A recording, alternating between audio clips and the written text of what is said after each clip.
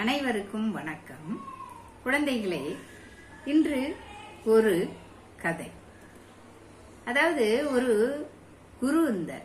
அவர்கிட்ட ஒரு பணக்காரர் நேர போனாரு.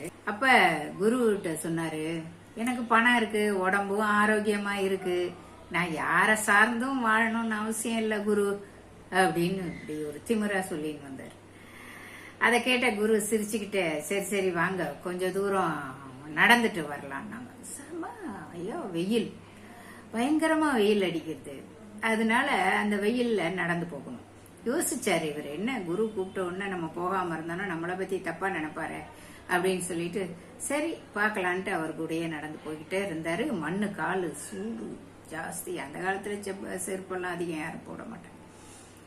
உடம்பு வேற என்ன ஆச்சுன்னா, அந்த வெயில்ல என்ன ஆகும், ரொம்ப சோர்வாயிடும் இல்லையா குழந்தைகள, அந்த மாதிரி ரொம்ப சோர்வாயிடுச்சு.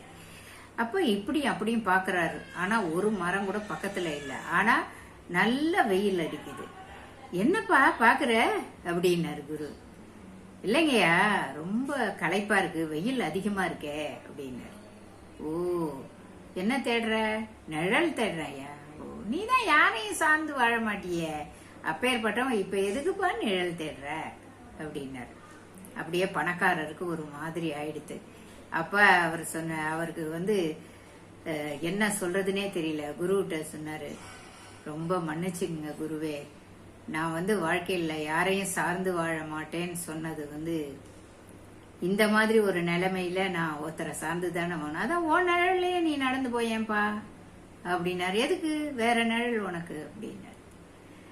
உடனே ரொம்ப மன்னிச்சுங்க ஐயா, என் நிழல்ல நான் எப்படி நடக்க முடியும், அதுதான் பிறரை, இயற்கையை, யாரையும் சாராமல் மனிதன் வாழ முடியாதுப்பா.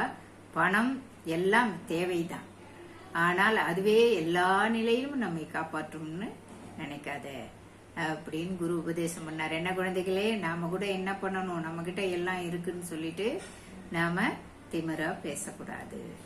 சரியா? நன்றி.